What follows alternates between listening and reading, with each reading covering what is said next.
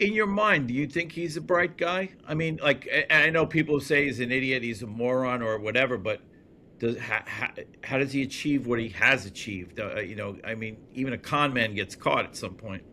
Well, he has gotten caught, and he's always managed to escape. There's absolutely nothing that Trump has ever said or done that makes me think he's smart. And also regarding the Kim demanding that time in '89 when he took out the ads that he wanted the clients from the exonerated five to get the death penalty. I remember what how that had reverberations. What did you think of that at the time? Well, I was representing one of them You're at the right. You time, were representing Youssef, right? Yusuf Salam. Now he's council City member council. Yusuf Salam, and it was horrific that a man such as Donald Trump, with all of his money and whatever, would take out a full page ad in the New York Times to demand the death penalty for these kids, which can't be done anyway. You can't make the death penalty retroactive, right? So it's just a get them, kill them kind of thing. It made no sense. But he was not the worst of the worst.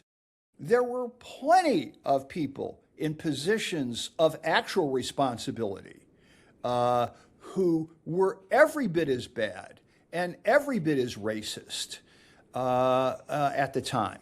So yeah, he was awful, but he had a lot of company. And finally now I think people try to forget just how hyped up white people were about so-called black crime, and using the Central Park case as an example of why we need to do blank to them.